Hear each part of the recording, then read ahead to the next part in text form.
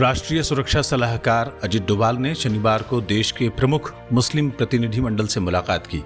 इस बैठक में एनएसए डोभाल ने भारतीय मुसलमानों की पहचान, अवसर और सामाजिक सहभागिता पर अपने विचार रखते हुए कहा कि पिछले 12 साल में बड़ी संख्या में मुस्लिम युवाओं की भर्ती सेना और अर्धसैनिक बलों में हुई है।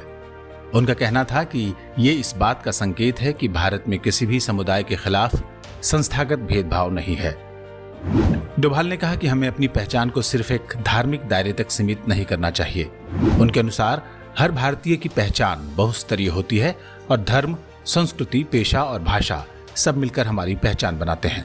उन्होंने कहा कि सरकारी नौकरियों में सफलता न मिलने के कई कारण हो सकते हैं और ये भेदभाव नहीं बल्कि आर्थिक और तालीम में पिछड़ा होना भी हो सकता है। उन्होंने जोर दिया कि जब कोई व्यक्ति खुद को सिर्फ एक पहचान तक सीमित कर लेता है तो अलगाव और भ्रम पैदा हो सकता है।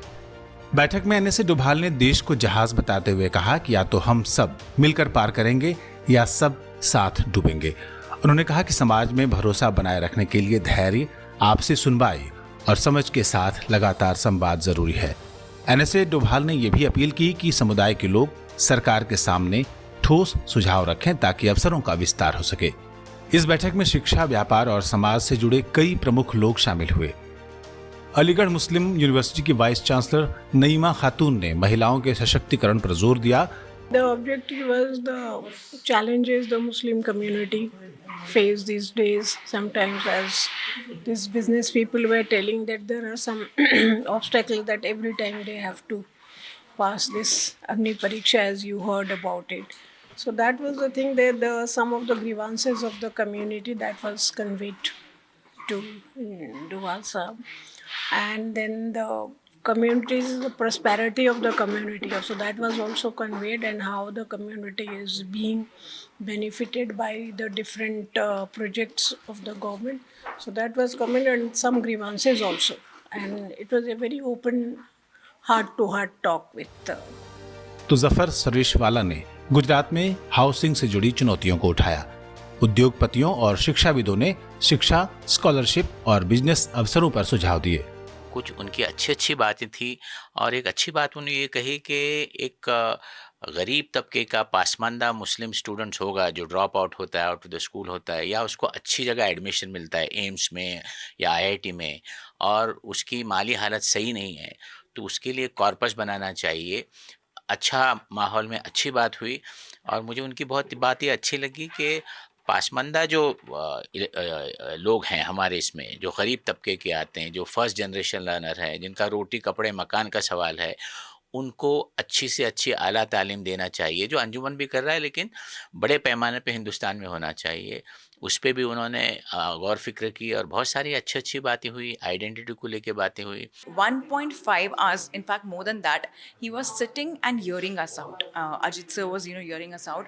वो मुझे काफ़ी अच्छा लगा, और वो हर एक इंडिविजुअल की क्वेरी को सुन रहे थे। एंड कहीं ना कहीं मैंने ये भी बोला कि for Muslim women, when it comes to education, the people are supporting us, even our male counterparts are supporting. He heard us out.